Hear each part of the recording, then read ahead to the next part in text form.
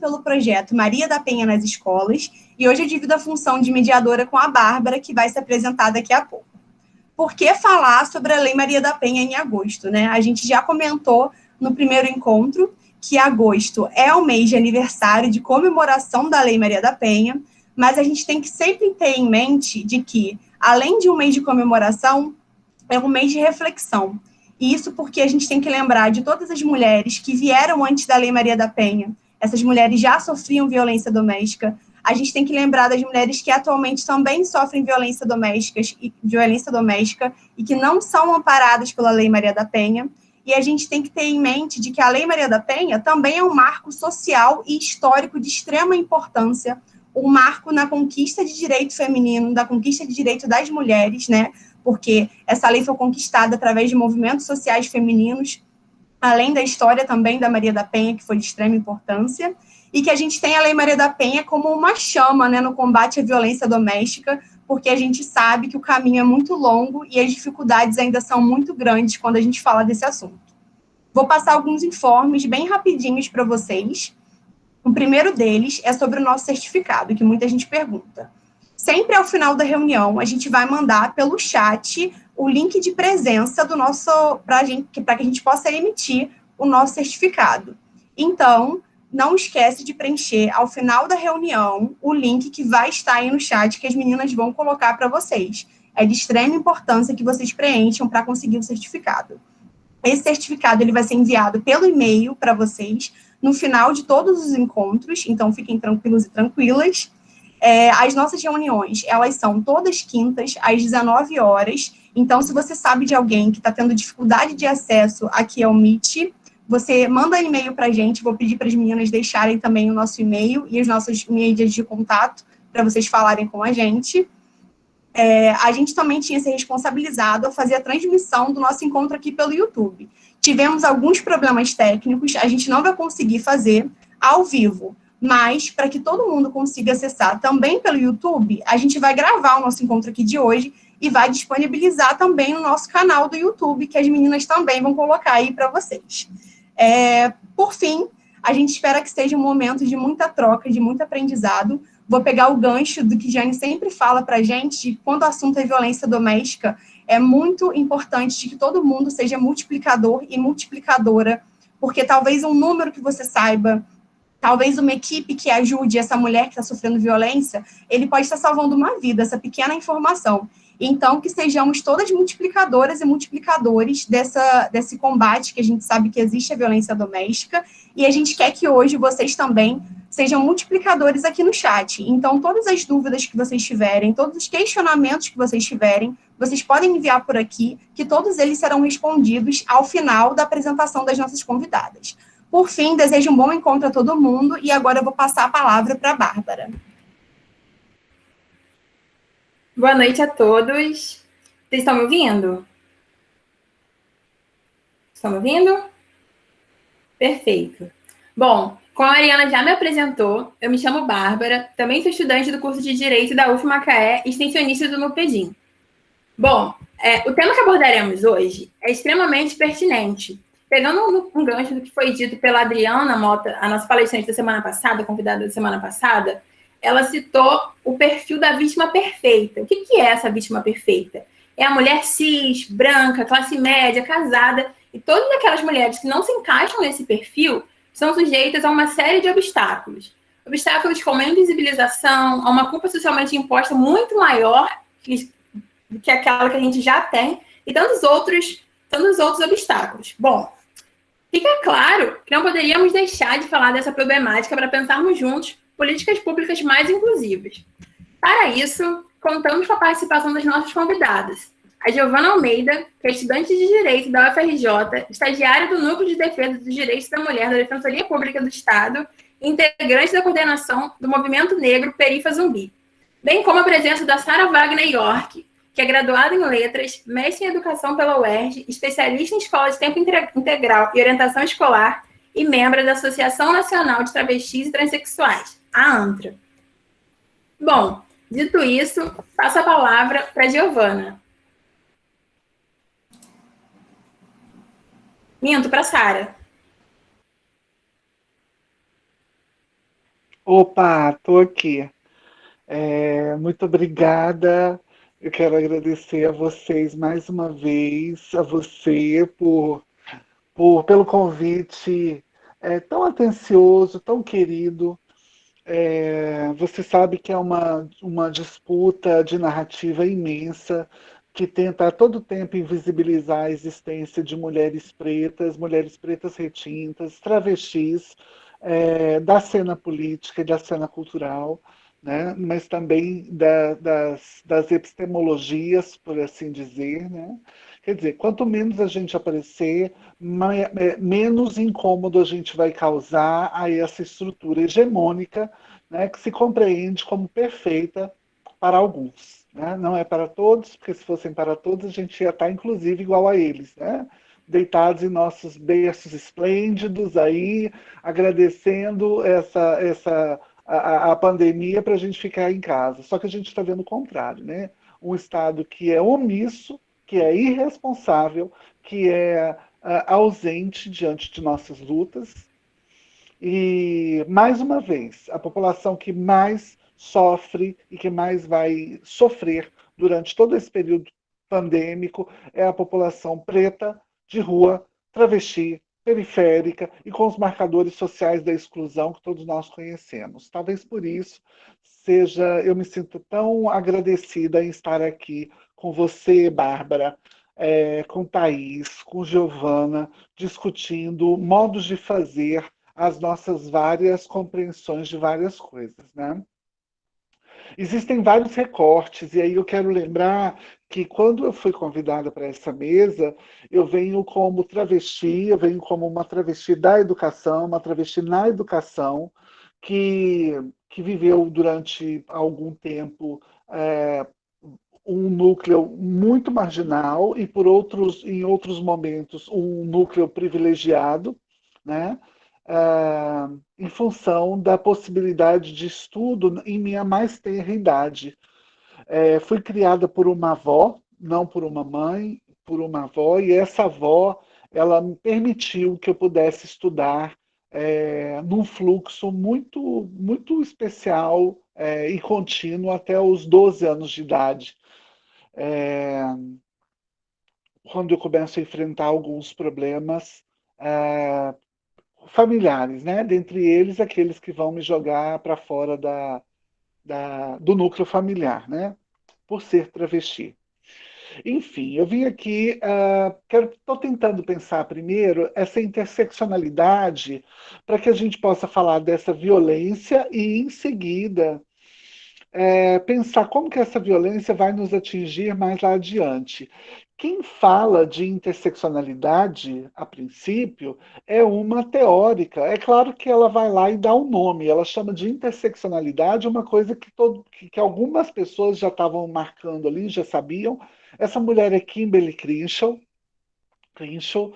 ah, e mesmo antes dela nomear, principalmente depois, outras construções em torno desses atravessamentos de gênero, classe, raça, sexualidade, geração, entre outros marcadores, eles já vinham sendo pesquisado com outras abordagens por outras mulheres. Mas é interessante dizer que a palavra interseccionalidade ela é utilizada agora por muita gente, né? Muitas pessoas usam essa palavra. Essa palavra é uma palavra que é emprestada do berço preto, né? De mulheres pretas, é, é, que vão aí dizer, olha, existem diferentes formas, né, desses atravessamentos acontecerem. E não à toa, em algumas mulheres, isso vai acontecer de uma forma, por serem mulheres, outras vezes o que vai chegar antes é o conceito de raça, outras vezes é a classe, mas a gente sabe que algumas têm marcadores muito potentes na retirada de seus direitos, quando a gente junta ali é, gênero, classe, raça, as dinâmicas do capacitismo, né? Eu sou uma mulher deficiente visual, então tem mais essa complexidade que não é só uma mulher travesti, E aí eu trago mulher travesti, porque a partir de 2018 existe uma lei que vai dizer, olha, mulheres trans e travestis são mulheres, né? E como no meu caso eu não fui atendida por essa lei em 2018, porque eu já tinha uma ação pregressa, eu instaurei uma ação pedindo ao Estado que me concedesse a possibilidade de ser uma mulher travesti, eh, cujo nome fosse Sara e me reconhecesse como mulher. E depois de vários exames, vários laudos psiquiátricos, no ano mesmo de 2018, o juiz me deu uma certidão, um mandato, dizendo: você pode ir lá e mudar seu nome, mas o seu gênero não. Então, em 2018, 2 meses antes de sair a lei que ia abranger todas as travestis e todas as mulheres trans, depois de vários constrangimentos passados, o juiz disse: você pode se chamar Sara, porque você se compreende como mulher, mas você é homem e isso não vai mudar. Ora, eu que sou uma mulher que passei a vida toda sendo deslegitimada por ser uma mulher de segunda categoria em todas as minhas dores, durante todas as minhas reclamações, foi pensar isso, né? Eu me senti lá nos apertos, né, de outras mulheres pretas que vão perguntar: peraí, eu não sou uma mulher, né? É uma frase de uma preta americana diante das reivindicações das brancas, né? Ela diz: eu pari 13 filhos, eu vi a maioria deles serem vendidos como escravos, né? Como escravizados, à escravidão. E quando eu reclamei da minha dor de mãe, ninguém ouviu, aí ela chama, né? Ninguém ouviu senão Jesus. Então eu não sou uma mulher para reclamar. E muitas vezes eu ouvi essa frase ecoando na minha mente quando eu pensava, é, mais uma vez eu fui deslegitimada enquanto a mulher que sempre fui, né? É, me lembro que muito jovem assim, já era a Sara, já me compreendia dessa forma.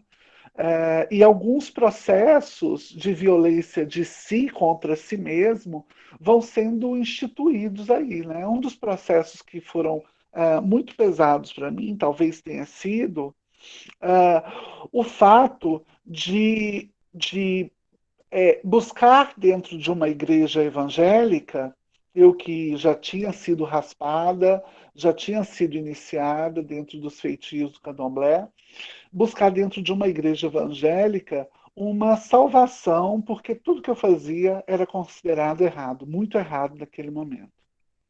E nessa igreja evangélica, eu me lembro de um amigo dizendo: como é que você sabe que você gosta de azul se você não experimentou rosa, você não conhece amarelo, você não conhece mais nada? E eu achei interessante ele dizer aquilo, porque tem coisas que a gente não precisa experimentar para saber que não gosta, né? Mesmo assim, eu acho que naquele momento é, eu encontrei uma outra mulher tão machucada quanto eu, e talvez tão carente quanto eu. Eu tinha 16 anos, ela 24, e a gente teve um relacionamento nesse momento e que vai gerar um filho.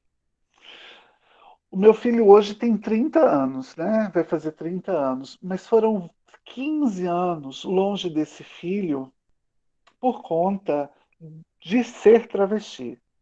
E a minha dor, durante todo o momento que eu falava do meu filho ter sido retirado de mim,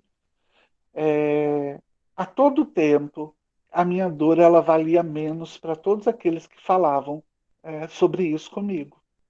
E eu dizia: eu tive um filho com essa moça, ela, quando ele estava com 5 anos de vida, ela desapareceu. Ela arrumou um parceiro. A gente não tinha nada de fato, né? Mas existia esse filho. e ela registra o filho em nome de uma outra pessoa, e o meu filho cresce achando que era filho de uma outra pessoa. Ainda bem que ele tinha uma boa memória e lembrava de mim enquanto pai. Quando eu encontro meu filho 15 anos depois, foi uma surpresa imensa. Mas nesses 15 anos, foram 15 anos muito difíceis, muito pesados, porque constantemente a minha luta enquanto mulher, enquanto travesti, era secundária em todos os sentidos, inclusive na dor da ausência do meu filho, do filho que me foi retirado. Então, muitas pessoas diziam, justificando, inclusive, o fato dele ter estado registrado em nome de um homem que não era o pai, ele tendo um pai vivo. Ora, se isso não for uma das maiores violências que uma pessoa pode passar durante sua vida, eu não sei qual seria. Porque existem dores que vão marcar você cotidianamente. Existem dores que são impostas a certos corpos que queiram ou não, elas estão estritamente ligadas às suas condições hierarquizadas dentro desse processo que é estruturado dentro de um padrão hegemônico. Já acabei meu tempo? Me diz aí, porque Cara, puxar. faltam Oi? 5 minutos. Ah, tá, ótimo. Então já vou encerrando. Então, o que eu venho pensar hoje aqui é isso. São como esses pontos de atravessamento que a população travesti, inclusive, aciona para poder dar conta da sua discussão, aciona para poder compreender os modos como nós somos deslegitimadas desse espaço de ser mulher, eles acontecem. Lembrando que a violência contra a mulher, né, ela comete 13 mulheres são assassinadas por dia, isso é um dado de 2012. Né? E aí, a cada 2 horas, também dado de 2012, uma mulher é vítima de homicídio, 372 por mês, segundo o mapa da violência, com algum atraso aí.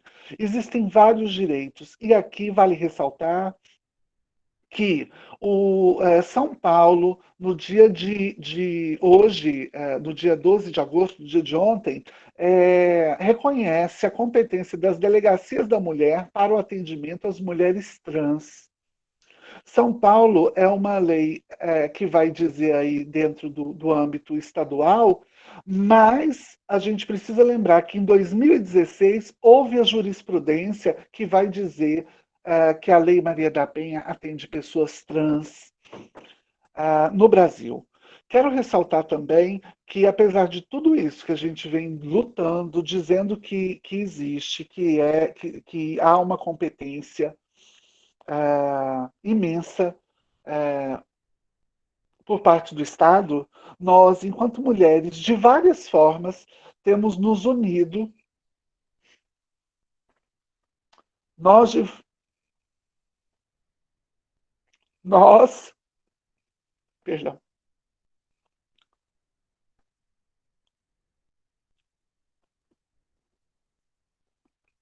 nós, mulheres de vários espaços, travestis e pretas, periféricas e faveladas, temos nos unido para dizer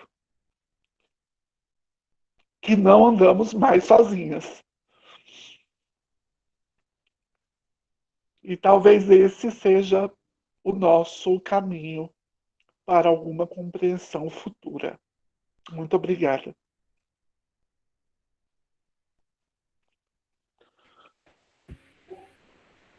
Obrigada pela exposição, Sara. Meu Deus. Bom, gostaria de lembrá-los que as perguntas devem ser enviadas no nosso chat, que já está aberto para as perguntas, e que ao final a gente vai disponibilizar a lista de presença. Por favor, não se esqueçam de assinar a lista de presença, é muito importante para a gente conseguir o certificado. Reforçando os lembretes que a gente está dando a todo tempo aqui no chat, mantenham os microfones e as câmeras desligadas. só vir aqui no ícone do microfone, o ícone da câmera, e apertar, e vai ficar vermelhinho. Quando ficar vermelho, significa que ninguém está te ouvindo nem te vendo. Dito isso, passo a palavra para a Giovana. Giovana? Opa! Oi, gente, vocês escutam direitinho? Sim, tá tudo certinho. Vou me apresentar de novo, porque eu dei uma olhadinha, vi que entrou algumas pessoas, né, depois que vocês apresentaram.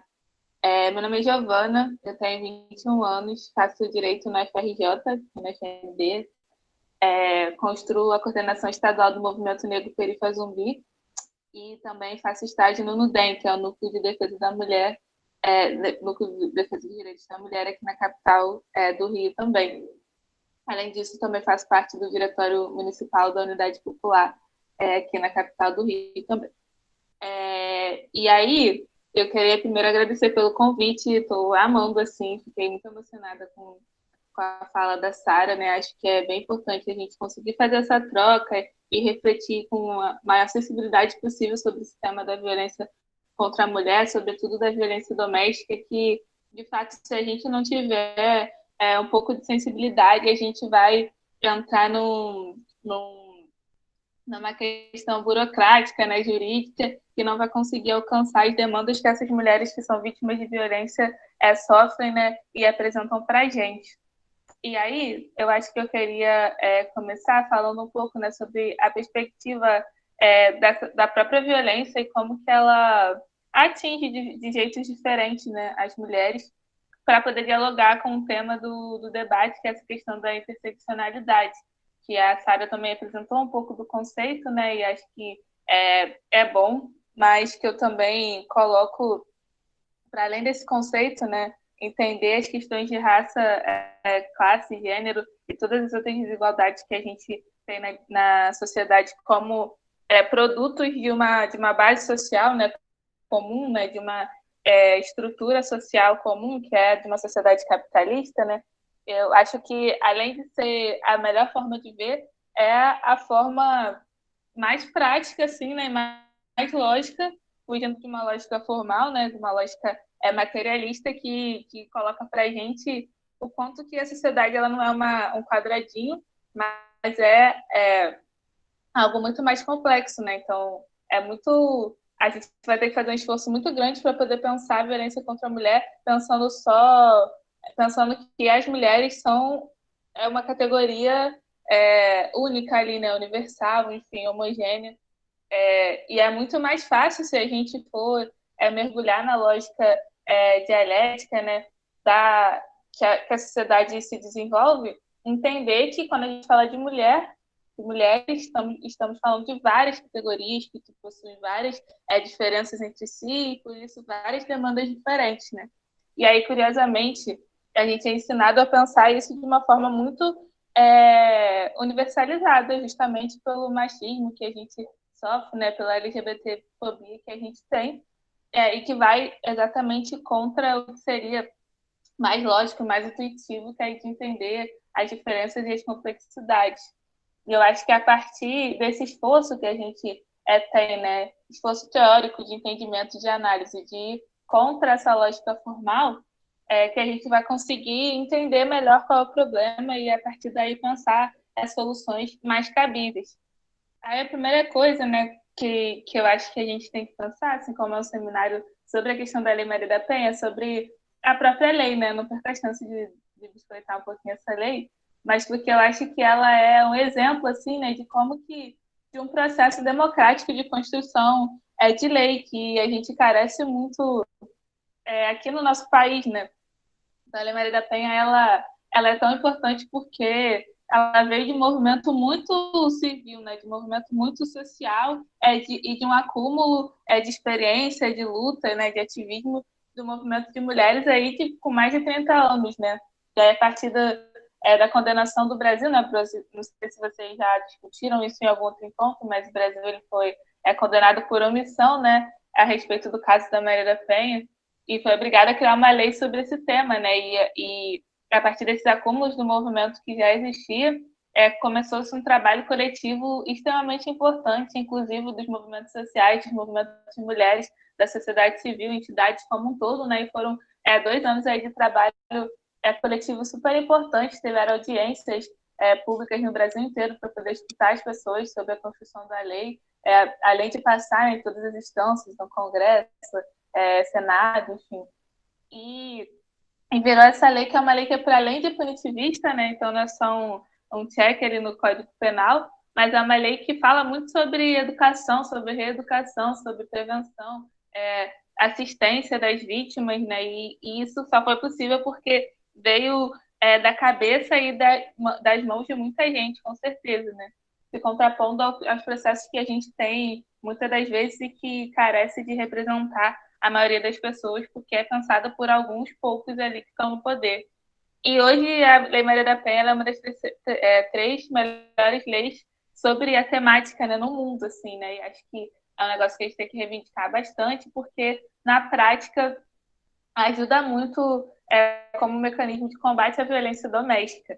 Apesar da gente olhar os números, né, e ver que quando estamos falando de mulheres negras, a violência contra a mulher, ela não, no geral, né, ela não diminuiu de uma maneira que a gente possa comemorar, né, a partir da questão da Lei Maria da Penha, mas tanto a violência contra as mulheres brancas quanto a violência contra as mulheres negras, elas também não aumentaram drasticamente a partir dessa lei, né? Então, existe ali uma relação também de combate que é possível que a gente comemore em certo nível, né?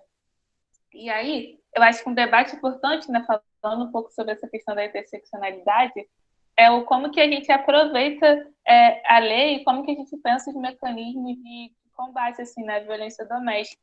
Aí, a violência doméstica ela é algo que é importante a gente perder um tempozinho analisando, porque violência já é ruim, né? No todo. Violência contra a mulher é algo pior ainda, né? É algo que mexe muito com o subjetivo da pessoa, quando qualquer violência que provocada, né, motivada por características imutáveis, né, do seu ser, então o racismo, a violência de gênero, né, a LGBTfobia, são coisas que mexem muito com a nossa construção enquanto ser humano, então mexe também com lados subjetivos que vão acarretar tanto consequências práticas ruins quanto consequências subjetivas ruins também, né. Agora, a violência doméstica ela ainda tem um outro ponto, né, que mexe também com as nossas relações de confiança, né? São violências que acontecem no âmbito privado, né? No âmbito familiar. Então, é o seu marido que você confia e que vive lá 10 anos com ele, é o seu filho, é o seu pai, enfim, é um parente, é um primo, então sempre são pessoas no seu núcleo familiar que são muito próximas, que você tem uma relação de afeto, de confiança, o que faz com que o combate a essa violência não possa ser meramente punitivista, né? Até porque uma demanda real é que muitas dessas mulheres que sofrem violência doméstica não apoiam a punição dos seus agressores, porque, né, imagina só, como que não é difícil você colocar seu filho ou seu marido, que você dividiu anos da sua vida, numa cadeia, né? Então, realmente, essa questão do afeto, ele é muito importante. E aí, por isso, né, o próprio pensar das medidas contra a violência precisa ser muito voltado ao cessar dessa violência. E aí que a Lei Maria da Penha vem acertando bastante, né? Por não ser só punitivista e ser também preventiva, essencialista e educativa. Porque, na verdade, as mulheres querem que a violência cesse, né? Não necessariamente elas querem que esse homem seja preso ou qualquer coisa do tipo, mas que cesse a violência. E esse é o principal desafio que a gente tem enquanto pessoas que pensam sobre esse tema, enquanto pessoas que estudam direito, enfim, para a gente poder resolver a questão, né, e conseguir estar de fato linkado com que as mulheres trabalhadoras, né, que as mulheres pobres e negras, que são a maioria das vítimas de violência doméstica, estão demandando, né, historicamente, se a gente for pensar o próprio atendimento. E aí, uma questão importante, né, é que as soluções para essas questões, elas demandam soluções materiais, né, e simbólicas também, mas sobretudo materiais, quando a gente está falando de política pública, que sejam preventivas, né, não só repressivas, mas que elas se diferem, assim como as mulheres se diferem, né? Então, a demanda por políticas públicas, elas precisam ter um reconhecimento dessa interseccionalidade que a gente está falando aqui, para poder caber, né, para cada mulher que tem situações diferentes, né? Então, existe também aí o movimento feminista negro, enfim, fascista, vai pontuar essas questões, que é que existe um esforço de um movimento de mulheres mais liberal de construir a violência doméstica como um problema, né, universal de todas as mulheres, de todas as raças e camadas sociais, enfim, que é democrático, né? A violência contra a mulher, a violência doméstica é algo democrático porque assume aí qualquer mulher da mesma forma, né? Giovana? Oi. Só lembrando que faltam 5 minutos, tá bom? Tá. E isso aí agora. E aí acaba que, objetivamente, a gente tem um esforço do Estado, né, de encarar as verbas, né, e as escolhas para as políticas públicas sobre isso como algo geral, né? Então, a maioria das verbas para isso é destinada à assistência jurídica, por exemplo. E aí, se a gente for pensar a questão das mulheres pobres e das mulheres negras, será que, de fato, a assistência jurídica é a principal questão para essas mulheres, né? Então, por exemplo, as mulheres negras hoje no Brasil são o principal setor do desemprego do trabalho informal, né? Então, a questão da dependência financeira que faz com que as mulheres que são vítimas de violência, né, que vivem sob esse regime, demorem para poder se desvincular disso, né, sair da sua casa, enfim, acabar com essa dependência do companheiro que violenta, é muito mais grave quando a gente está falando das mulheres pobres, trabalhadoras, das mulheres negras. Então, uma das principais políticas que essa população demanda são políticas de redistribuição, né, de programas de capacitação, né, do emprego, colocação profissional, abrigos, para elas poderem sair da casa do agressor, né? Enfim, creche para os seus filhos. Então, são políticas que vão muito além do que as que estão colocadas e que são mais facilmente pensadas hoje. E se a gente tiver um olhar interseccional, entender a prioridade dessas mulheres, a gente consegue pensar mais isso, né? E hoje a gente tem um sistema de justiça aí, aqui no Rio de Janeiro, que é o que eu consigo pensar mais, né? Eu também faço parte do projeto de pesquisa na faculdade, que é o PEVIG, que pesquisa feminicídio e a atuação dos tribunais do júri aqui no Rio. E esses tribunais, eles têm uma dificuldade muito forte de tipificar a violência, né? Então, a Lei Maria da Penha, ela traz um rol de tipificação de violência que ele é muito bom, né? Porque é muito amplo, não é só a violência física, mas é a moral, a psicológica, a patrimonial, a financeira, enfim, de várias formas que a gente pode ser violentada, né?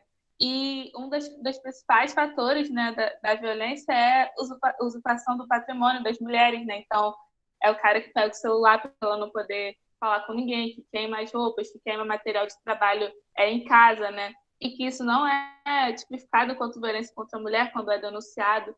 São ameaças e agressões nos locais de trabalho. Isso é um negócio que é muito importante também, porque essas mulheres que a gente está falando que são as principais vítimas têm normalmente trabalhos muito precários e que isso faz com que dificulte ainda mais o fim desse vínculo de dependência. Porque você chega e humilha e, enfim, atrapalha a mulher naquele local de trabalho e ela corre um risco sério de ser demitida a partir daí, porque, né, aquela coisa, ninguém quer confusão e tal, não sei o quê. E isso também, quando é levado para as autoridades policiais e para as autoridades, né, jurídicas, dificilmente é colocado como uma questão, né, que é digna de ter atendimento na lei, né? Então, os próprios conflitos relativos aos cuidados dos filhos, que também são muito utilizados nesses processos de violência, também aqui no Rio de Janeiro, inclusive, os conflitos decorrentes de dependência química, né, desses agressores. Então, a questão dos agressores envolvidos com drogas e tal também é algo que é muito tocante quando a gente fala de violência contra a mulher, a violência doméstica aqui no Rio de Janeiro, que também, se a gente for olhar o TJ, é muito difícil de ser colocado, né? Eu estou dizendo isso porque tem uma própria questão de formação e de vontade política dos operadores do direito, das instituições, né, do Estado, de conseguirem pensar de uma forma, né, interseccional, mas, sobretudo, de uma forma classista, né, de uma forma que vê a questão racial para essas políticas e para as coisas que estão colocadas, né? Por exemplo, eu trabalho lá no Nudem e meu primeiro caso era de uma mulher que foi pedir medida protetiva, né, contra o agressor. E ela morava numa comunidade, né, numa favela aqui no centro do Rio.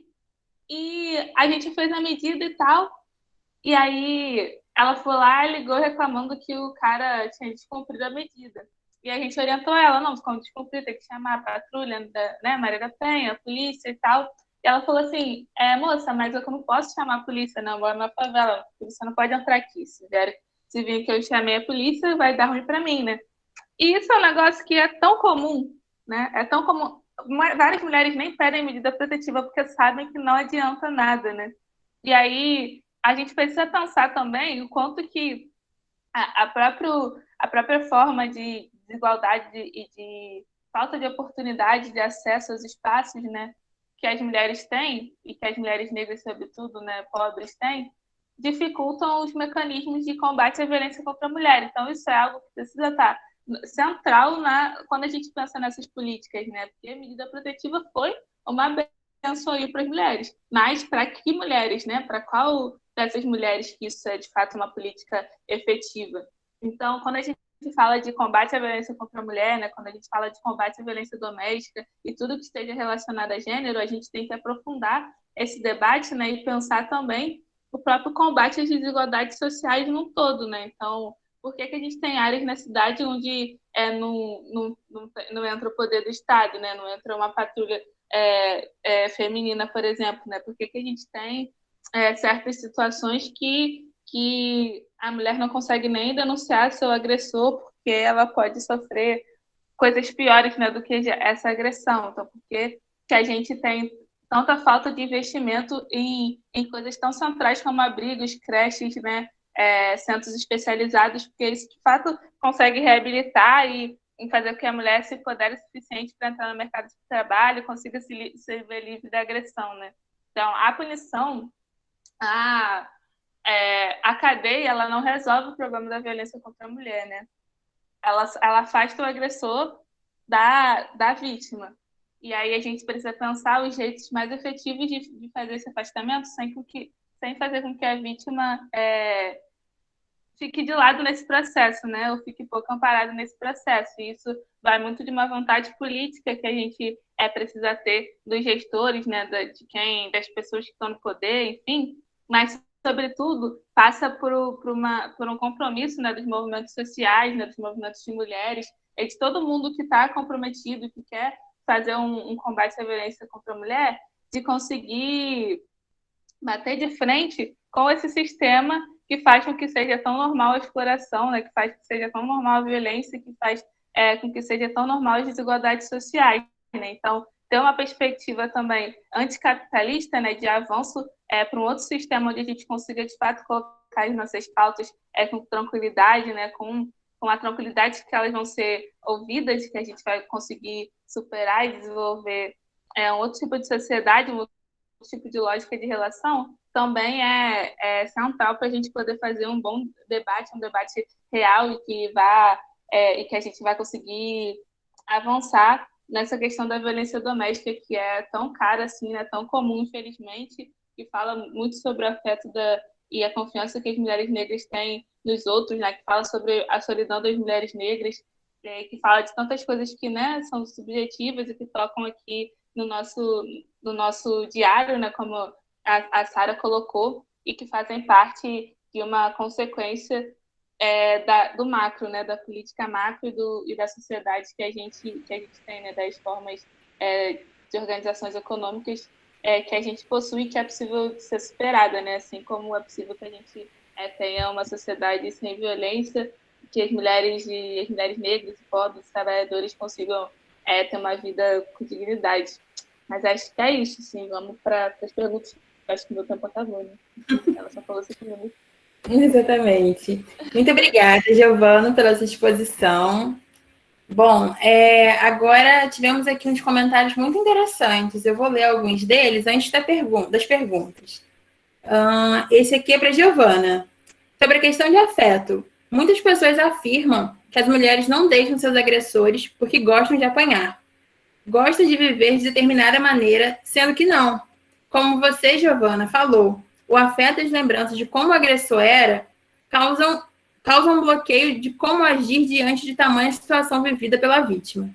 Então, a gente tem aí um comentário super positivo. Deixa eu ver mais alguns. Esse comentário foi da Adriele Souza. Agora temos uma pergunta aqui para Sara. Sara, temos uma pergunta da Bruna Tostes. Ela perguntou o seguinte: você entende a Lei Maria da Penha enquanto verdadeira protetora de mulheres trans e travestis na questão da violência doméstica? Acha que deveria haver lei específica para combater a violência transfóbica e LGBTfobia?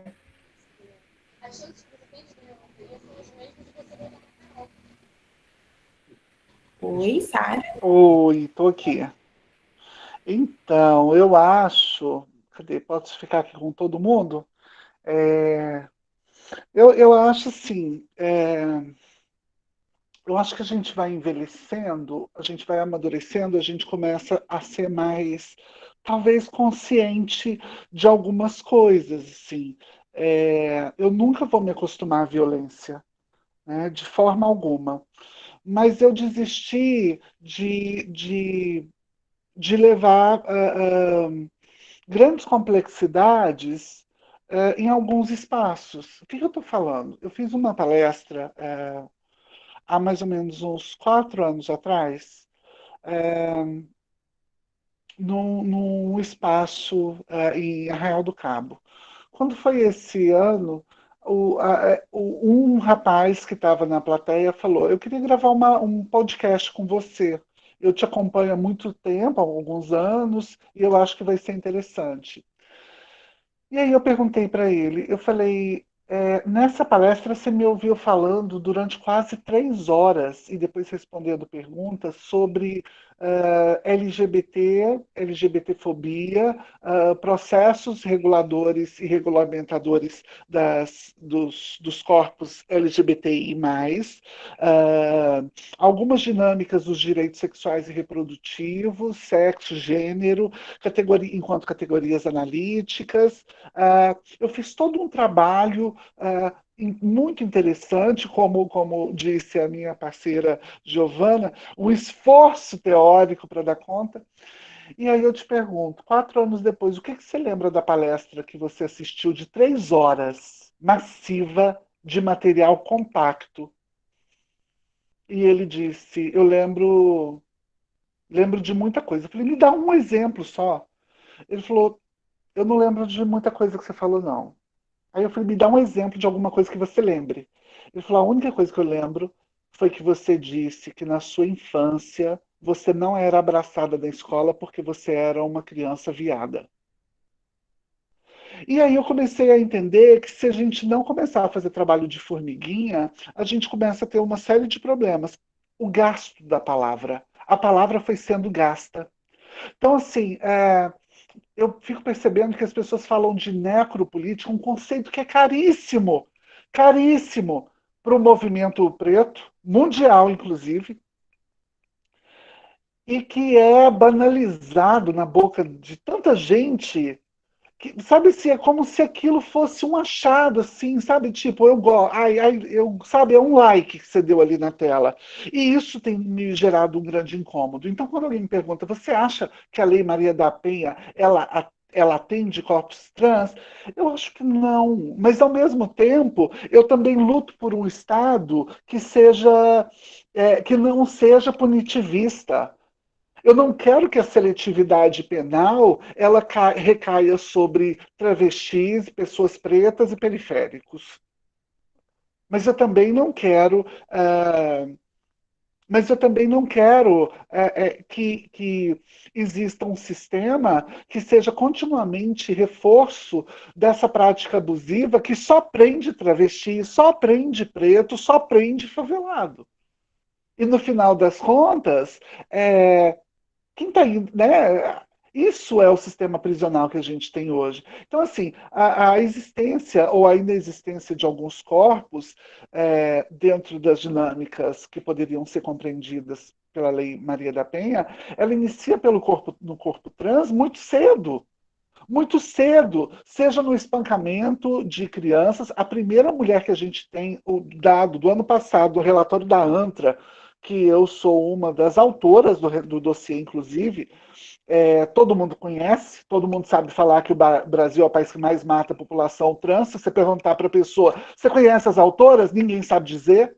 Então isso me incomoda muito, me incomoda o gasto da palavra, me incomoda a pessoa falar de transfobia como se ela estivesse falando como se ela estivesse dando um like na internet, me incomoda quando alguém fala de racismo, quando o racismo é do outro, sem falar eu sou racista. Eu gosto de gente que fala que é racista, fala eu sou racista, por isso eu tenho uma consciência imensa do meu processo de ou embranquecimento, ou de escurecimento, ou de outras compreensões que me atravessam, de privilégio ou não, e luto contra isso.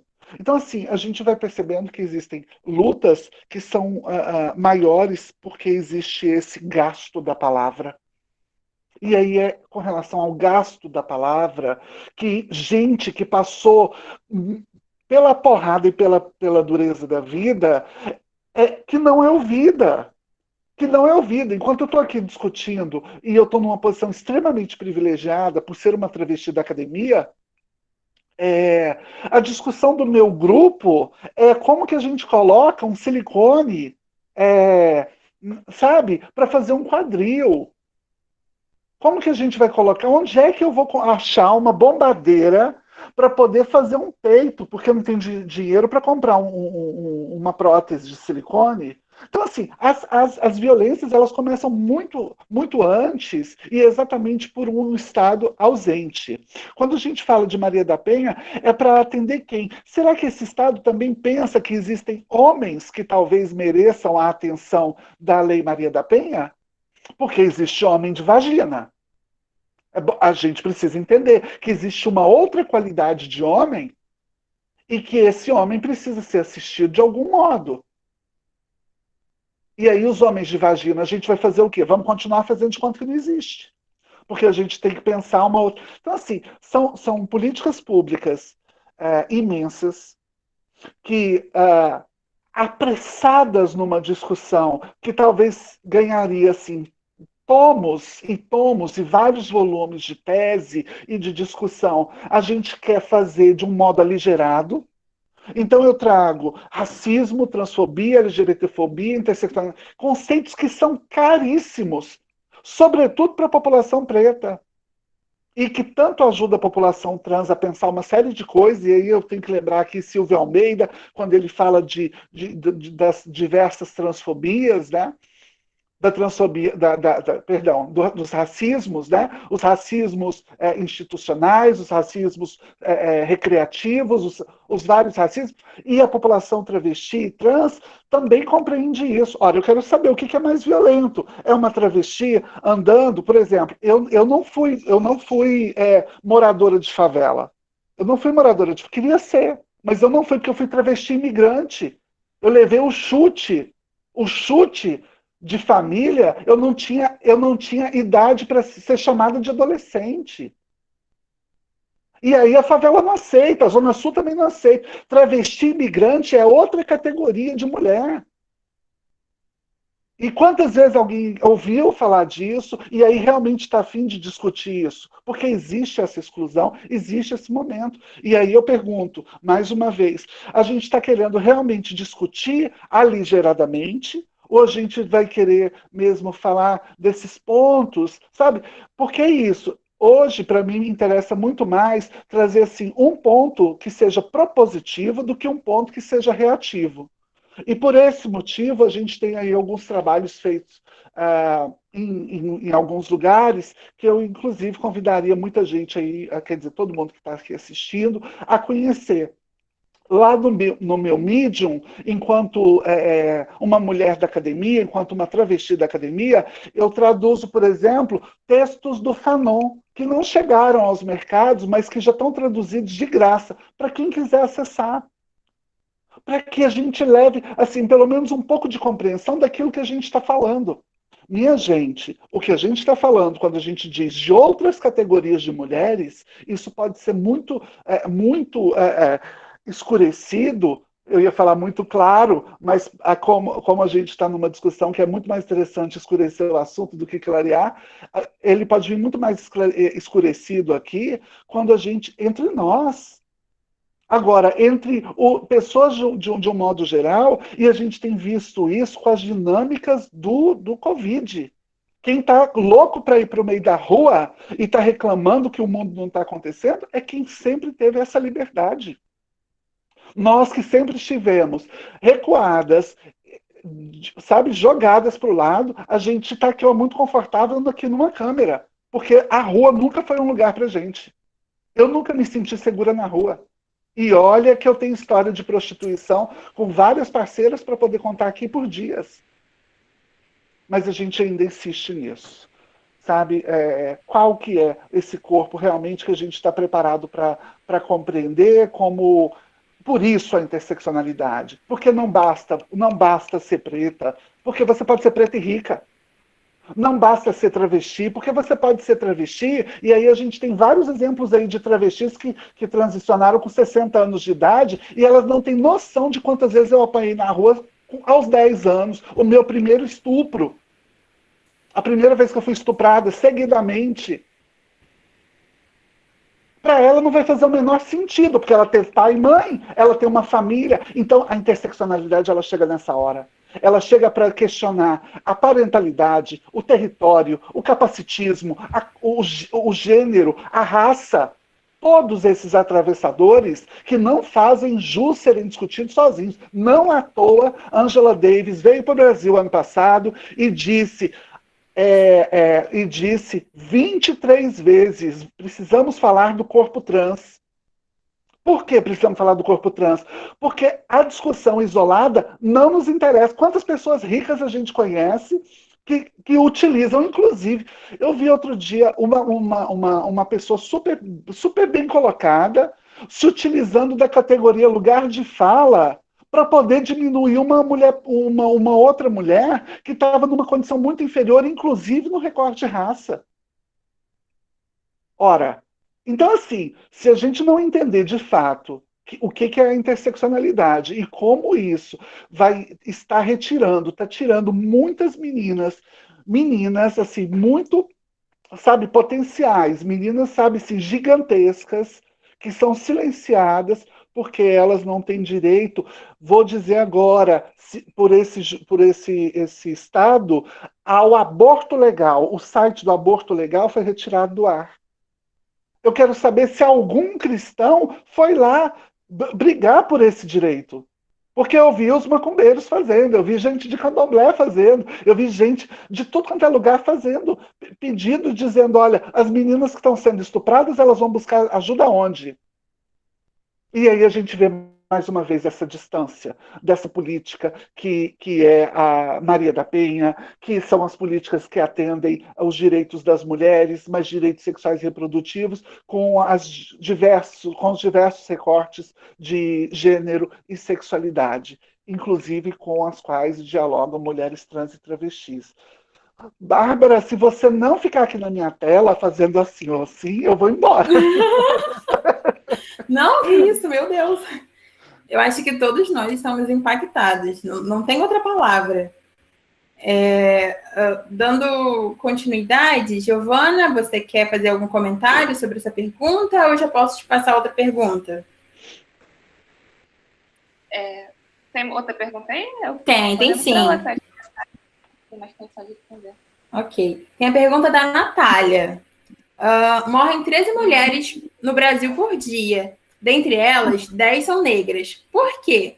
Como fazer para essa informação sobre a lei chegar até elas de forma mais efetiva?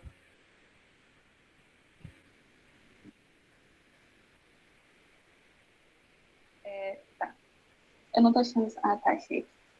Morre 13 mulheres... Pode repetir que falaram aqui em Estados Unidos? Claro. Morrem 13 mulheres por dia no Brasil. Dentre essas, 10 são mulheres negras. Por quê? Como fazer para a informação sobre a lei chegar até elas de forma mais efetiva? Show. Não, então, primeiro é que não existe uma relação direta entre você ser informada da lei e ser a principal vítima desses assassinatos, né? Tipo, as motivações, a questão para as mulheres negras serem as principais vítimas de feminicídio, não está exatamente nelas serem as menos conhecedoras da lei sobre feminicídio ou da Lei Maria da Penha, mas está justamente pela construção do pensamento social que coloca que os corpos negros são mais matáveis, né? Sobretudo os corpos das mulheres negras, que são aí a base da sociedade. Isso é importante, é uma questão histórica, né? Então, nós vivemos anos e anos de escravidão, onde a população negra não era nem ser humano, né? Então, nossos corpos eram nós fomos coisificados e nossos corpos eram meros instrumentos de produção de riqueza, enfim, e de mão de obra. E para a gente se livrar disso é muito complexo, até porque nunca existiu nenhum esforço do Estado brasileiro em, de fato, reparar o que a escravidão e todos esses anos de escravidão trouxe para a estrutura da nossa sociedade, né? Então, no pós-abolição, a gente construiu um processo de genocídio do povo negro que até hoje está em curso de formas diferentes, né? Naquele momento, com uma política de embranquecimento, né? Com uma política de perseguição, de assassinato, e hoje em dia com as mesmas políticas, né? Então, do encarceramento em massa, do genocídio, né? Do assassinato da nossa juventude negra, das mulheres, por exemplo, sendo as principais vítimas de violência, né, de feminicídio, e das próprias questões dos serviços, né? Então, do sucateamento da saúde, da educação, dos serviços públicos que são usados majoritariamente pela população negra, e que a gente vê aí nossos irmãos e irmãs morrendo na fila do SUS no meio de uma pandemia, por exemplo, né, ou não tendo condição de crescer e de ter sua independência financeira, e de disputar locais na sociedade por conta de uma educação precária, né, de um saneamento que não existe nos lugares de periferia, onde a gente foi destinado para estar. Eu estou falando isso porque é um processo de construção histórica que, para além de, objetivamente, materialmente, construir o genocídio, né, e fazer com que nossos corpos sejam mais matáveis, também faz no imaginário social que eles sejam, né? Então, é mais fácil você violentar uma mulher negra do que violentar uma mulher branca, entendeu? Na cabeça das pessoas. Porque as mulheres negras, elas valem menos, né? Elas são menos importantes, elas são menos humanas do que as mulheres brancas. Por isso, por exemplo, que com as medidas que a gente tem de combate à violência nesses últimos 10 anos, que foram medidas super importantes, a gente teve uma queda muito significativa, né, do feminicídio, né, e da violência contra as mulheres brancas, mas a gente não teve essa mesma proporção, né, ou nem chegando perto em relação às mulheres negras, né? Pelo contrário, nos últimos 3 anos esses números aumentaram, porque a gente não basta só ter um mecanismo legal, enfim, e essas políticas superficiais, porque o problema está muito, muito mais embaixo, né? Sobre o sistema, sobre a estrutura que a gente tem para a sociedade. E eu acho que vai muito nesse sentido, assim, mas é óbvio que existem medidas que a gente pode melhorar para que isso não seja tão gritante, né? Então, o debate que eu terminei fazendo na minha sala, né? De pensar as políticas de emprego e renda, né? De pensar políticas que falem sobre as mulheres que estão nas favelas, nas periferias, onde esse poder público não chega, né? Da própria conscientização, né? Do homem. Então, os homens negros também são, e os homens pobres no geral também são. Cris, posso fazer um adendo? Só um minuto. São imbuídos de uma construção de violência também, nas suas próprias personalidades. Então, discutir masculinidade também é super importante, principalmente na infância, para a gente não criar homens que comprem esse rótulo de violência, enfim, e toda essa questão, assim, ela colabora para isso. Ai, pode falar, Sara, desculpa. Não, eu acho que é exatamente isso que você está dizendo. Só quero chamar atenção para um conceito muito interessante. Assim. Sérgio Carrara, a gente que está na academia, a gente fica usando os conceitos, né? Desse povo que vai estudando esse processo de violência. O Sérgio Carrara ele chama de cidadanização o processo pelo qual o Estado vai abraçar o sujeito e levar algum tipo de possibilidade a esse sujeito. O Alexandre França, ele vem com outro conceito chamado cidadanidade, que é muito interessante, que é o quanto o sujeito se sente pertencente a acionar uma política pública que é disponibilizada pelo Estado.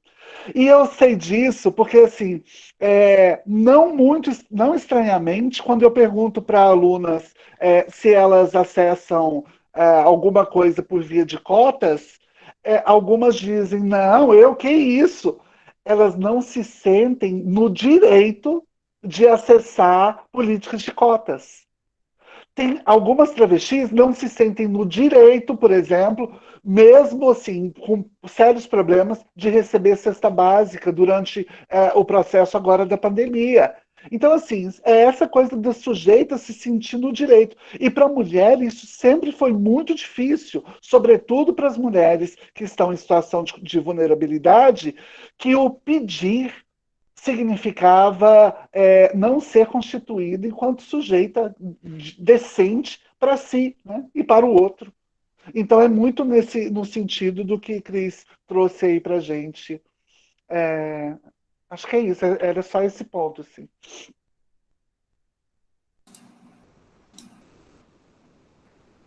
Giovana, você quer complementar, falar mais alguma coisa? Não, assim, eu acho que é isso, assim, com certeza. Eu estou chamando a Giovana de Cris. Perdão, Giovana! Perdão! Eu acho que justamente essa questão, assim, dessa cidadania que ela coloca é importante, né? E é isso. O processo de construção dessa cidadania, né? Tipo, os cidadãos, teoricamente, são os que têm o direitos políticos, né? Direito à própria cidade, né? Então, a gente normalmente escuta, né, falar, que eu acho que é um conceito também do Milton Santos, de outros pensadores, que fala sobre essa cidadania incompleta, né? E isso também acaba caindo nessa própria questão, né, do acesso às políticas públicas, né? Tipo, não é só delas serem não serem totalmente universalizadas ao ponto de todo mundo saber, mas também é sobre o quanto que você entende elas como sua, né? Como sua possibilidade de aproveitar. E aí isso é um negócio que, inclusive, é muito cruel, né? Porque, no final das contas, essas políticas só existem por conta de verbas que vêm do trabalho, né? Do suor dessa população, que não consegue nem utilizar delas em sua maioria, né? E mesmo assim, se a gente for pensar, se todo mundo, todas as mulheres que são vítimas de violência e que não tem condição de pagar, sei lá, um advogado ou qualquer coisa desse tipo, fossem para um núcleo da defensoria, a gente não ia ter condição de tratar todas essas mulheres, né? Então, quanto também que as prioridades políticas de quem vem gerindo aí nosso Estado, né, e o país no geral, não vai de conta às necessidades muito, muito claras e colocadas sobre essa categoria, né? E acho que isso também é importante, mas sobretudo quando a gente fala do assassinato, assim, né, de tirar a vida, esse peso histórico da construção, né, da categoria mulher, da mulher negra, do ponto que os nossos corpos eles são mais facilmente matáveis, eu acho que é bem importante. Isso é a mesma coisa para falar das mulheres trans, né? Então, o Rio de Janeiro foi o estado que mais matou trans nesse último ano, né, de 2019. E a maioria dessas mulheres eram mulheres negras, né? Isso também não é à toa. Então, acho que faz parte da mesma construção que a gente está falando, assim, né? Que, inclusive, a gente precisa cada vez mais estar se organizando para poder barrar, né? E superar. Sim, o que a gente percebe, Giovana, é isso, assim. Há algum tempo, eu instituí minhas falas, eu fiz um compromisso com uma amiga, eu sou uma mulher deficiente visual. Eu fiquei cega por 2 dias, né? Eu só enxergo desse olho. Então, esse olho já era cego. E aí, no dia primeiro, eu fiquei cega do único olho que eu enxergava. E aí, isso voltou depois de algumas aplicações, depois de um tratamento médico, que eu só pude porque eu tinha a possibilidade de ir ao hospital da UERJ, Hospital Universitário da UERJ, que é o Hospital Pedro Ernesto. E eu fico pensando assim, quantas vezes a gente depende dessa possibilidade de ser, de poder contar com outros grupos. E por ser uma mulher monocular, eu fiz um compromisso porque eu esquecia que eu era uma mulher deficiente. E aí, a partir de uma conversa com uma outra parceira, eu falei, toda vez que eu for falar de travesti, eu vou enfiar o corpo aleijado, o corpo CRIP, o corpo deficiente, ou o corpo da pessoa com deficiência no meio da conversa, e toda vez que eu estiver falando, a mulher preta também vai estar ali junto do diálogo. Porque a gente não consegue mais discutir a partir de um único viés. Né? Assim, é uma sociedade extremamente injusta, né? A gente fica torcendo por um mínimo de justiça social, já que a gente não pode falar em padrões democráticos plenos, e diante disso, o que sobra talvez seja a gente trazer todas essas outras categorias de mulheres, e aí eu me coloco como travesti da educação, não porque eu quero ser mais bonita que as outras, tendo um nome próprio, é exatamente porque travesti é um nome que é o tempo todo. Travesti é um nome que é o tempo todo lançado em nível de marginalidade. Então, naturalizou-se que ser travesti no Brasil significa estar na esquina prostituindo. E aí a gente, para tirar exatamente esse ranço, essa condição normativa de estruturas verbais, de contos orais que vão passando, inclusive, aí por várias bocas, dizendo que o lugar de travesti é na esquina, como o nosso, inclusive, presidente desse país insiste em fazer. A gente precisa lembrar, inclusive, que ele retirou o que seria cotas, né, trans da Unilab, porque ele disse que não precisava disso, que ninguém era deficiente, como se fosse a coisa mais corriqueira no Brasil você ter uma mulher trans num curso de pós-graduação. A gente sabe que isso não existe. E o tempo todo, essa luta de trazer essa tríade, que eu acho assim, que é o compromisso que talvez eu peça hoje a você, Giovana, e a todos que estão aqui nos ouvindo, sabe, nos assistindo. Por favor, quando forem falar, sabe, de si, acionem essa tríade, porque ela é urgente. E aí eu não vou nem falar das mulheres lésbicas, porque esse é um outro grupo também esquecido. Né? Um grupo deixado de lado porque existe o gay branco que está aí super sendo atendido, e esse entra em vários espaços. Quem não vai entrar é o viado preto. Né? O gay branco, que é esse mais higienizado, ora, ele é fluxo, né? Agora, vamos pensar nesse outro, né? Nesse cara que às vezes é o gay de favela, aquele todo quebroso, né?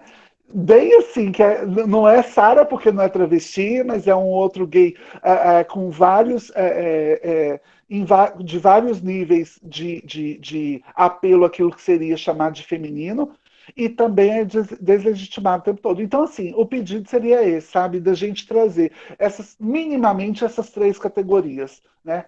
De mulheres pretas sempre nas falas, das mulheres com deficiência, sempre, porque a gente precisa lembrar dessas que são esquecidas no país, e das travestis. Né? Porque as mulheres trans, por algum modo, a gente ainda tenta ter essa categoria como mais limpa, né? Seria como se você falasse assim, não, fulano é uma mulher trans, olha como é mais limpinho, parece mais, né, bacana e sensato. Quando você fala fulano é travesti, olha como isso parece mais agressivo. Então a gente quer mudar isso. Né? Quando a gente fala travesti, que eu que sou professora de informática da educação na UERJ, seja confundida com uma outra que é prostituta. E ela pode ser prostituta, não tem problema. Ela pode porque é um direito dela. O que ela não pode é ter isso como única condição de vida, seja qual for essa mulher. Então, inclusive, para isso, ela precisa ter a opção de trabalho, né? O que tem sido constantemente negado pelo Estado. Giovana, se você não mandar calar a boca, eu vou embora. Tem mais perguntas? Tem mais perguntas. Gente, um minutinho só, que eu tenho que pedir desculpa a vocês, porque meu notebook deu um probleminha aqui, eu precisei trocar de notebook, e esse computador tá com som um pouquinho, tá com ruído no final. Então, já peço desculpa por isso. E vamos seguir aqui, que a gente tem mais uma pergunta. Temos a pergunta da Dulce. Como fazer para ajudar as mulheres que vivem em comunidade e não podem chamar a polícia? O que podemos fazer para ajudar? Pois elas podem estar correndo perigo de vida. Então, acredito que a pergunta seja para a Giovana. Você se sente confortável, Giovana, para responder? Com certeza. Então, é muito do que eu falei, né? A gente precisa, a principal coisa, né, no combate à violência contra a mulher é o cessar da violência. E aí, para isso, tem várias formas. Se eu moro num condomínio, sei lá, não é a realidade da gente, quem me dera, mas se eu moro num condomínio na Zona Sul, e aí o meu companheiro me violentou. Eu tenho a condição de ir lá, dar uma entrada numa medida protetiva, pedir para ele sair da casa, enfim, afastamento do lar, e aí ele não vai entrar nesse condomínio mais, não vai ficar a 300 metros de mim. Isso é uma possibilidade de cessar a violência importante. Muitas das vezes só isso deixa a mulher satisfeita. Quando a gente está falando de mulheres que vivem em favela, né, isso normalmente é impossível. Primeiro porque existe uma dinâmica, quando a gente mora em comunidade, aí já é mais na realidade, que é de que tudo é muito junto, né? Então, a gente vive muito junto dos outros. Então, provavelmente, a sogra mora ali atrás dela, e aí tem o primo, cara, não sei o quê, nananã. Isso já começa por aí. Aí, a segunda coisa é que a gente vai ter que retirar essa mulher daquele ambiente de violência, já que o agressor não vai conseguir, não vai poder se afastar desse ambiente porque o Estado não entra na comunidade. E aí que entra a necessidade do investimento nas verbas para abrigos, né? E para os programas de redistribuição e capacitação profissional, enfim, inserção no mercado de trabalho dessas mulheres.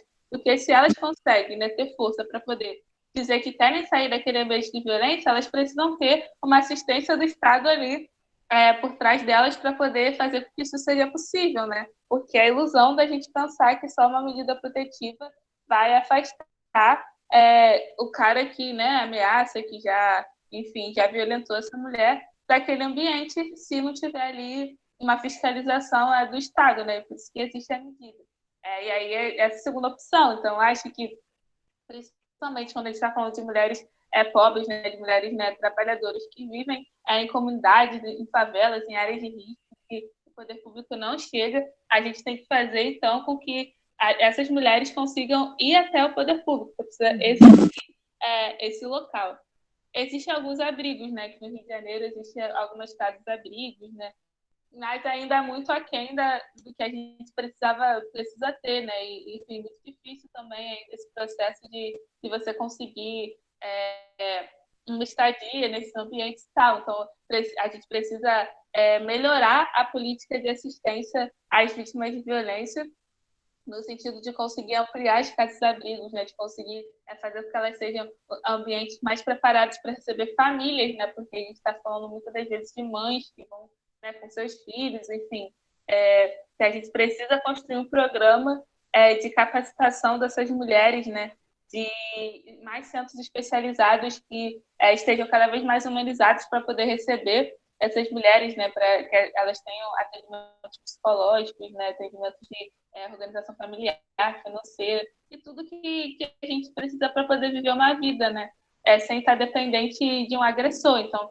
essa escolha do cessar a violência, muitas das vezes, é uma escolha de você quebrar o vínculo com quem te agride, mas que também é a pessoa que te sustenta dentro da casa, seus filhos, enfim, tanto financeiramente quanto psicologicamente, né? Então, uma cobrança que a gente precisa ter muito forte é sobre isso, assim, né? E às vezes passa batido das verbas para as políticas das mulheres e a gente fica só num negócio muito abstrato, mas essas questões materiais práticas, elas são fundamentais, principalmente quando a gente fala de mulheres faveladas. Sim. Não sei se eu consegui responder.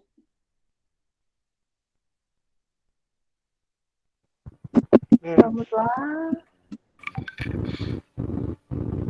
Quer falar alguma coisa, Sara? Quer complementar? Assim, eu acho que assim, tem alguns dados corroborando aí com o que Giovana veio trazendo. Eu acho que assim, é lembrar que a gente tinha esses dados de 2012, depois foi feito um outro levantamento pelo IPEA em 2015, e após a- o ordenamento jurídico, né, da Lei Maria da Penha, que é instituído, e aí, nesse levantamento do IPEA de 2015, eles já colocam essa diminuição de 10% sobre os casos de assassinato contra mulheres. Então, assim, muito interessante o dado que vai dizer exatamente, né, que vai corroborar para outros pequenos avanços, né? Um deles também seria aí que mais recente, a alteração dos 120 dias de gestante para 180 dias. Quer dizer, a gente vê que existe um avanço microscópico, né, que para algumas mulheres que podem acessar esse direito. Mas aí eu torno a dizer aqui, quem que é essa mulher, quem é a mulher que pode acessar esse direito? Giovana o tempo todo aí falando, a impressão que a gente tem é exatamente essa, né? Assim, Giovana, ela traz o tempo todo, acho que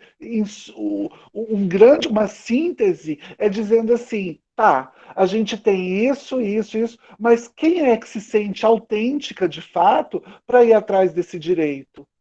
E isso tudo vai fazendo a gente pensar milhares de coisas, né? Porque em favela a gente sabe, o muro da casa de um é o quarto do outro, né?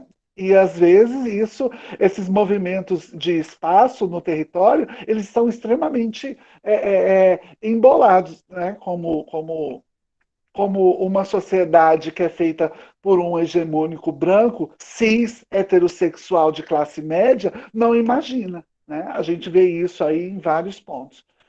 Acho que é isso, Bárbara. Isso. Agora temos aqui a pergunta da Rafaela. Rafaela Nascimento pergunta para Sara. Pode dizer novamente o termo relacionado à cidadania? Então,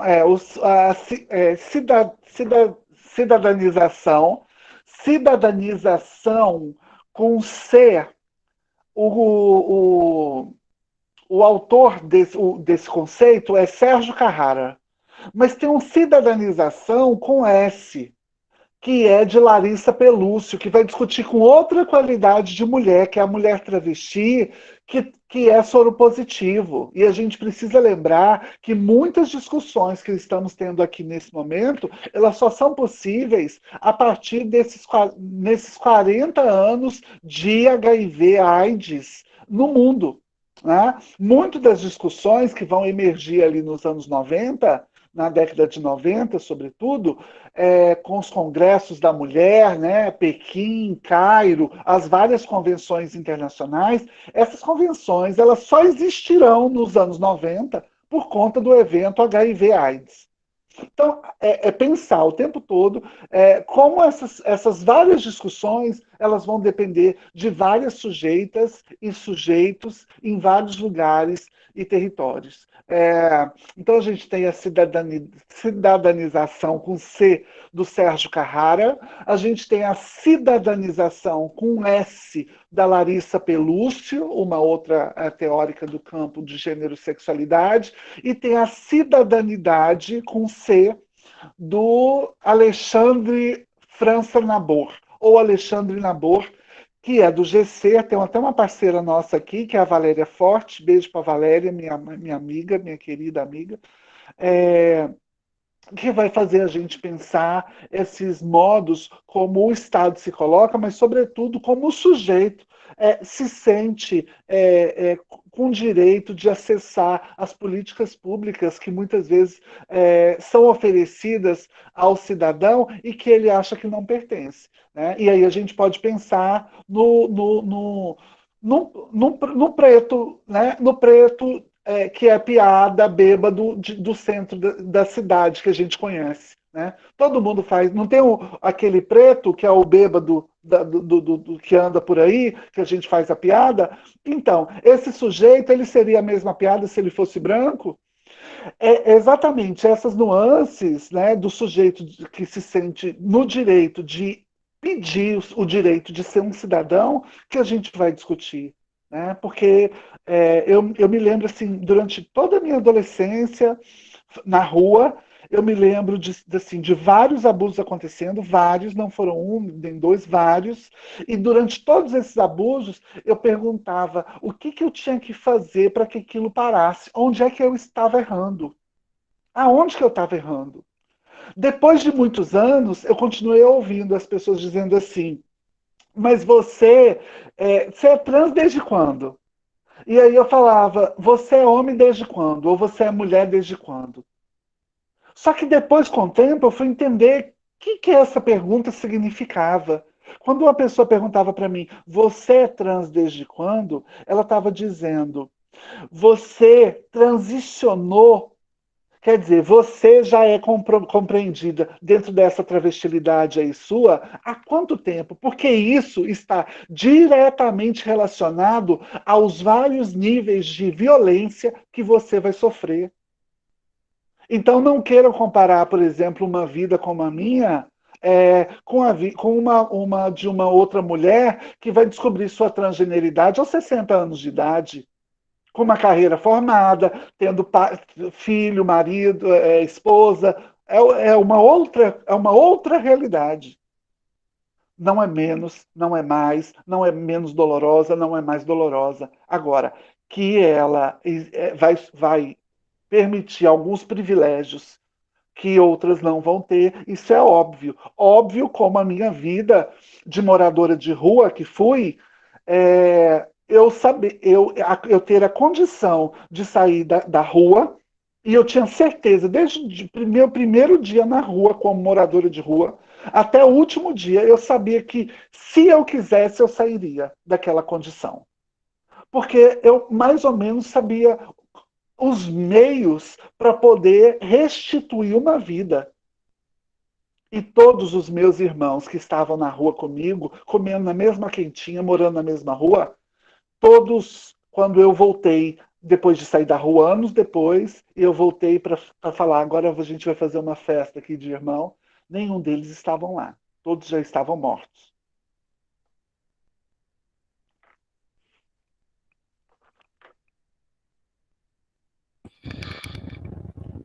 Pronto, obrigada. Temos mais uma pergunta aqui. Essa acho que é mais para Giovana, mas vamos lá. Como a Lei Maria da Penha aborda a proteção no trabalho das mulheres vítimas de violência doméstica? Primeiro, né, na classificação das violências. Né? Então, é uma lei que tipo assim, consegue enxergar os múltiplos âmbitos da violência. Então, fala de violência financeira, de violência patrimonial, né, de violência psicológica. E isso é importante porque muitas das vezes a relação com o trabalho pode ser incluída nesse tipo de violência para você conseguir ter alguns mecanismos, né? Então, para a gente conseguir fazer, sei lá, entrar com alguma ação no núcleo da defensoria, a gente precisa olhar alguma dessas violências e aí pode entrar nelas, né? Ou então, para você conseguir uma medida protetiva, precisa estar baseado em alguma dessas violências. E aí é importante que exista um rol maior. Mas, objetivamente, né, a Lei Maria da Penha, ela fala no artigo, acho que é 9º, se eu não me engano, posso ver depois, que é que os juízes vão assegurar, né, que as mulheres em situação de violência vão poder manter seu vínculo trabalhista, mesmo quando elas precisam sair um pouco, né, ter algum afastamento do local de trabalho. Isso para até 6 meses, se eu não me engano também, né? Então, você foi vítima de violência, não tem condição de voltar para o seu trabalho, né? Se não for emprego público, você tem direito legal de conseguir manter o seu vínculo pelo menos por 6 meses, né? E também fala, no artigo mais para frente, 300 e pouco, 370 e tal, que de adoção de medidas, né, de proteção ao trabalho das mulheres, né?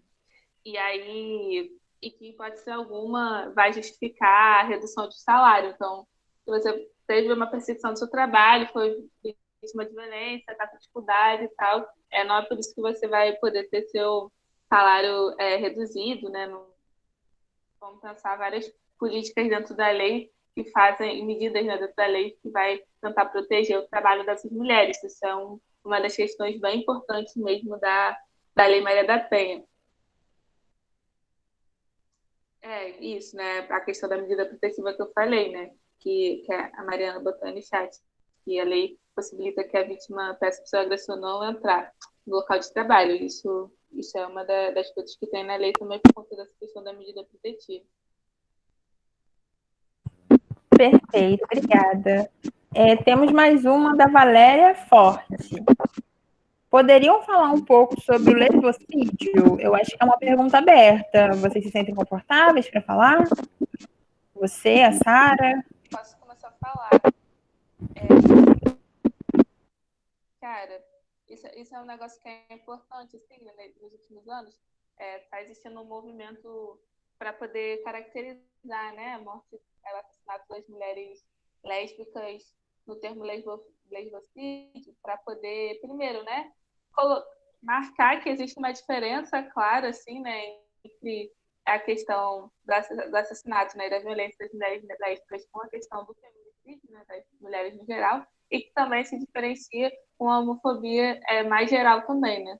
Primeiro porque, né, o debate que se faz na comunidade lésbica é que o feminicídio ele é muito caracterizado, né, por casos de violência doméstica, que é uma realidade de fato, e que a maioria dos casos de lesbocídio são fora da esfera familiar, né? Existe até um dossiê que foi criado para poder dar uma pressionada nessa questão da tipificação do crime e a partir disso construção de políticas públicas, né, para essa população.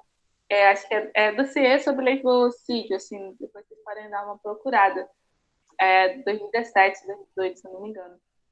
E aí, que fala sobre isso, né, que 83% dos casos de lesbocídio são fora dessa esfera familiar, normalmente por homens que têm alguma aversão à questão das mulheres lésbicas e tal. Aí a gente tem, inclusive, alguns exemplos, né? Aquele mais famoso no Brasil da Andréa dos Santos, que era uma lésbica deficiente auditiva, que foi espancada no trabalho por 3 caras e tal. E aí os casos de lesbocídio têm muito esse caráter, né? De aversão, e aí é importante, né? Tem um viés de gênero muito, muito colocado, né? Então, de sexismo, o que difere muito da questão da homofobia no geral, mas também difere dessa lógica doméstica e tal, de opressão, que é o feminicídio. Então, existe um movimento que coloca isso para poder dar mais visibilidade, né? Um debate que a gente tem, né? Eu também sou lésbica, e aí é um debate que a gente faz tipo, quanto que a gente não é visibilizada dentro da própria categoria da questão dos LGBTs e tal. E aí isso é importante para a gente entender as multiplicidades das opressões dentro de um mesmo grupo, né, social. Acho que, inclusive, às vezes a gente sofre essas indagações, né, de se é importante lesbicídio, feminicídio, para que fica diferente e tal. E a principal questão é para produzir dados, produzir conteúdo, né? Hoje, se a gente for parar para fazer uma pesquisa sobre lesbocídio, a gente vai ter um trabalho do caramba, assim, porque é muito difícil você encontrar dados do Estado e tal. Esse próprio dossiê foi feito por outros locais, né? Então, tipo, pesquisas na internet, matérias, várias coisas menos oficiais, porque não existe uma vontade de produzir, mapear e entender esses casos, né? Assim como não tinha antes de ter a lei do feminicídio, né? Então, hoje a gente consegue ter mais dados sobre a questão do assassinato específico de mulheres por motivação de violência de gênero, porque a gente teve uma lei que tipificou. Então, é muito mais um mecanismo de conseguir ter dados e entender o que está acontecendo e pressionar por políticas públicas nesse sentido, né, da segurança, da saúde, enfim, do direito à vida dessa população, do que só para, né, ter mais uma lei e aí, enfim, mais punitivismo no geral. E que acaba se justificando, né, porque pelos poucos dados que a gente já tem, a gente vê um crescimento de 2004 até 2017, né, que é um crescimento absurdo, né, 150% dos assassinatos de mulheres lésbicas por essa motivação, né, por uma motivação de gênero e sexualidade colocada, né, e que a maioria delas é jovem também, inclusive quanto mais jovem, né, tipo de 20 a 24 anos, mas também quanto mais longe dos centros urbanos você está, mais possibilidade de ser assassinada por essa questão do lesbocídio fica maior, né, essa condição. Sara, gostaria de acrescentar? Então, eu acho que meio que pensando isso já que Giovana veio trazendo, eu acho que tem assim, algumas táticas ou estratégias, não sei qual palavra que vocês querem usar melhor, que é uma palavra sertoniana, né, lá do Michel de Certeau, mas que vai falar que estratégia é do grande, né, e a tática é do pequeno. Mas quando a gente vê, por exemplo, a piada sobre o corpo do Tami Miranda, por exemplo, no Dia dos Pais, na campanha do Dia dos Pais, percebam, o Tami, ele é ridicularizado porque vão dizer a ele, olha, você não é pai nem aqui nem na China porque você não tem pênis, meu filho, né? E aí a gente, nessa lógica, a gente fala, ok, entendi. Aí venho eu e digo, olha, eu tenho um filho aí de 30 anos, eu sou avó de um menino de 5 e eu sou pai. Então eu posso representar essa campanha, não é? E esse mesmo povo vai dizer, não, porque você não tem cara de homem. Então perceba como é vilã essa matriz cis-heteronormativa.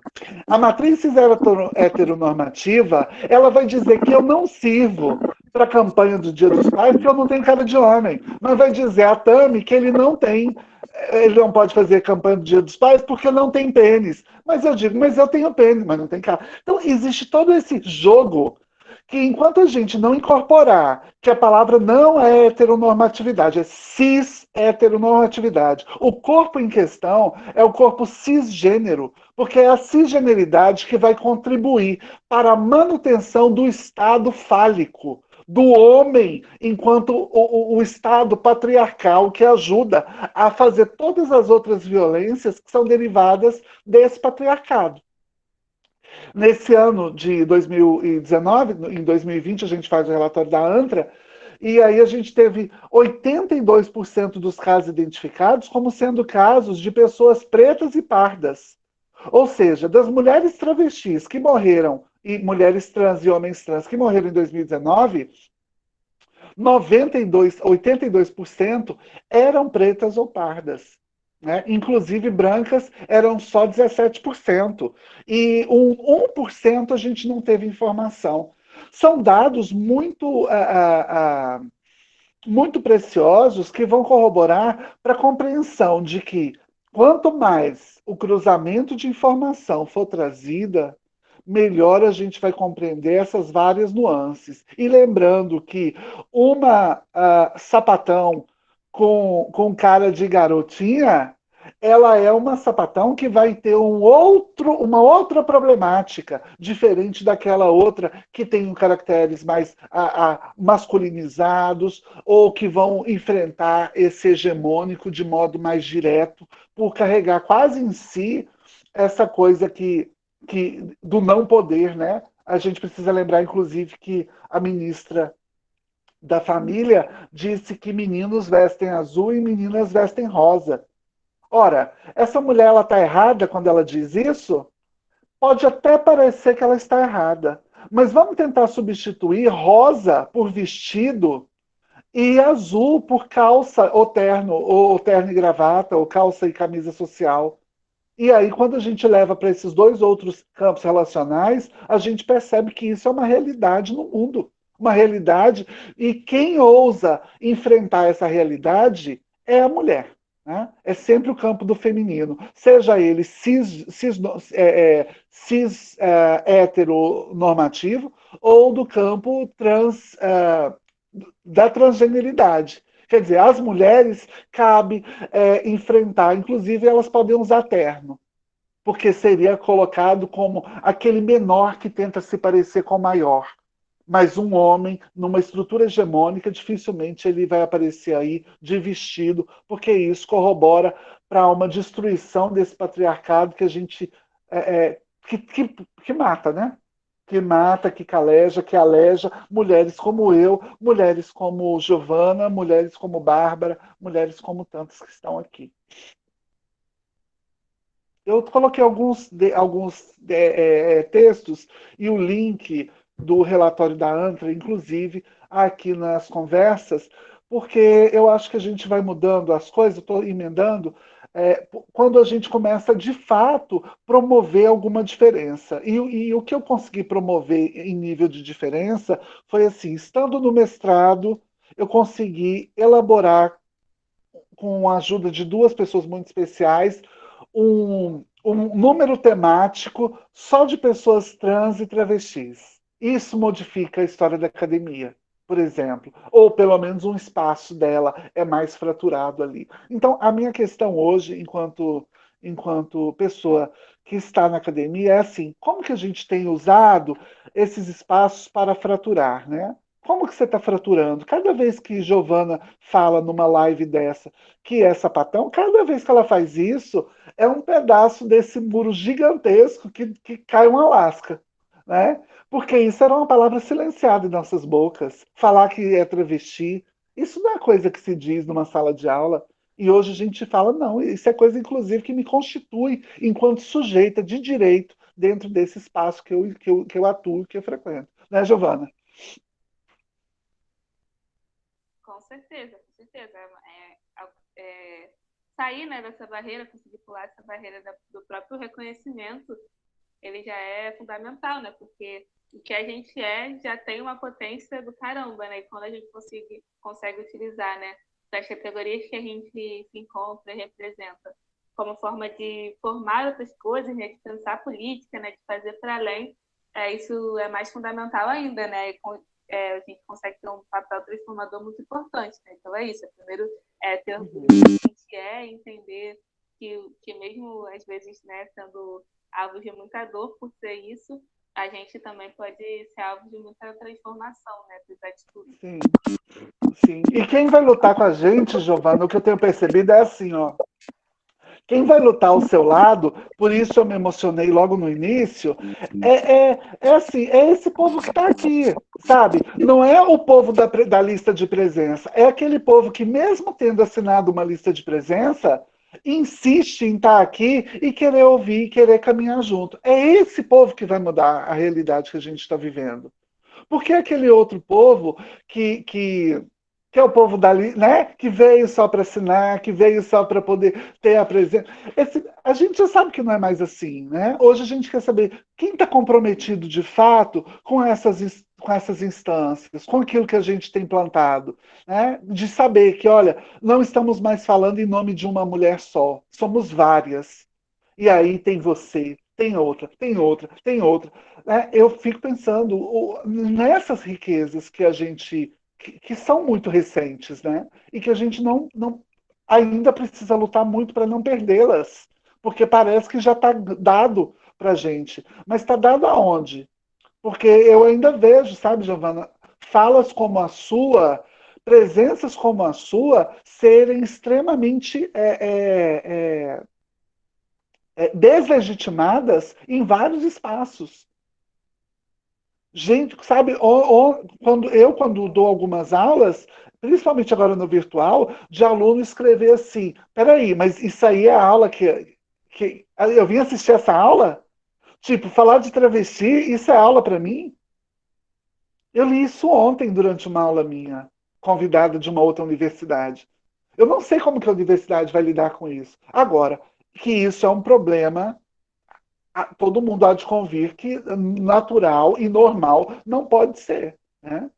Você está falando de um tema que mata, que destrói, que caleja tantas vidas, que tira pessoas de dentro das suas casas, e que aí está, de novo aqui, a gente falando da Lei Maria da Penha, né, que vai atender. Será que a Lei Maria da Penha ela vai atender?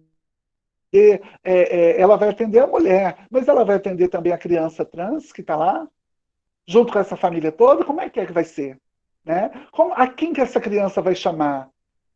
Porque quando chega a ser posta para fora, a gente sabe, você já está queimadíssima no mercado internacional. A sua família transfóbica já deu um jeito de matar a sua reputação com todos aqueles que lhe cercam. E aí essa criança vai pedir ajuda onde? O que tem para ela?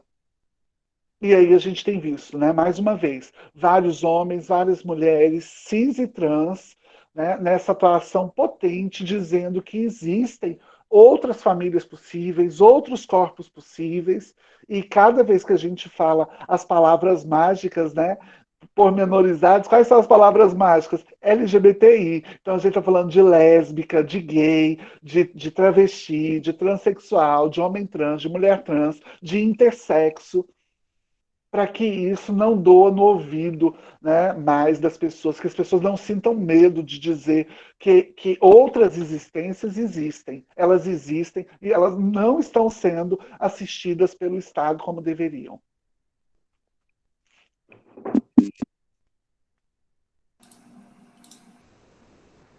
Bom, gente, infelizmente a gente já está indo para o nosso encerramento.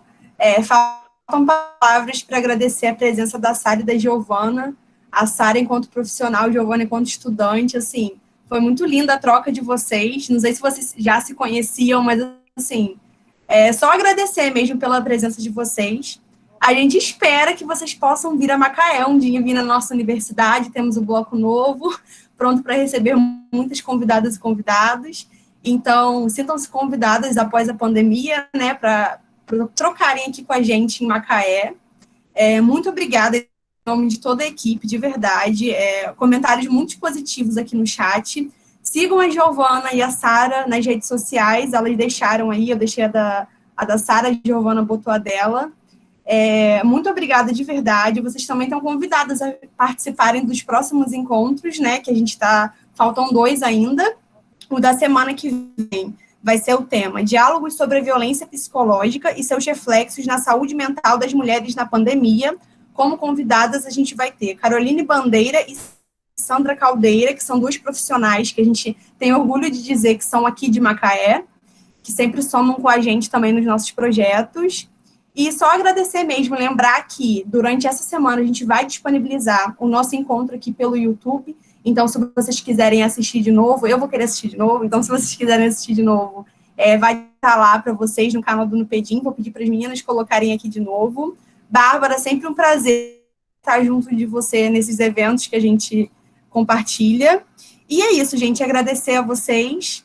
Qualquer dúvida que vocês tiverem, mandem nas nossas redes sociais, as meninas colocaram aí também para vocês. A gente espera vocês na quinta que vem. E é isso, as meninas querem falar alguma fala de encerramento? Só para agradecer aqui o convite de vocês, adorei o encontro, acho que é muito importante esses espaços que vocês estão construindo, sobretudo dessa temática que agora na pandemia, né, a gente está vendo o quanto que é uma realidade, quanto está batendo na nossa porta. E convidar também todo mundo a seguir lá a página, a gente está numa tarefa aí de conseguir produzir bastante conteúdo, né? Bastante conteúdo que informe as pessoas de seus direitos, né? Isso que a gente estava conversando aqui, às vezes a gente nem conhece os direitos que a gente nem tem noção, né, do quanto que a gente pode, tem poder de usar esses direitos e, sobretudo, de lutar pela ampliação deles, né? E acho que vai muito nesse sentido o meu agradecimento, né, de que aqui eu consigo amplificar um pouquinho mais a minha voz, trocando uma ideia com vocês, e que a gente consiga fazer isso com várias mulheres pretas, sapatão, enfim, né, pobres, jovens, porque a gente tem muito para poder dizer sobre essa sociedade, né, e mais ainda sobre a sociedade que a gente quer, que a gente sonha e que coletivamente a gente vai conseguir lutar para conquistar. Então, brigadinho, espero ir, sim, em Macaé um dia, visitar vocês, a gente trocar essa ideia aí. Foi ótimo.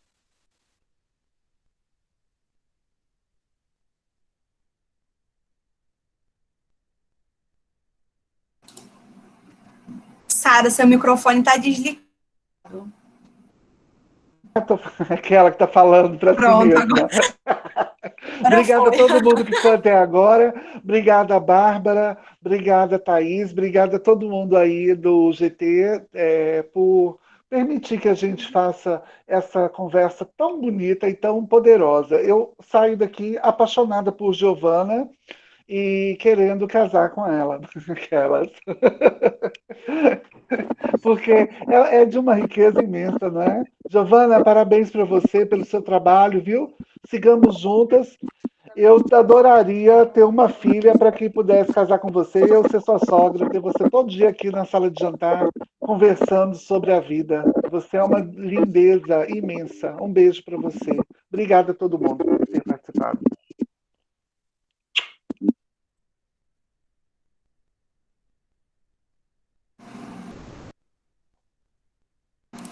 Então é isso, gente. Até quinta que vem. Não deixem de assinar a lista de presença. Tchauzinho.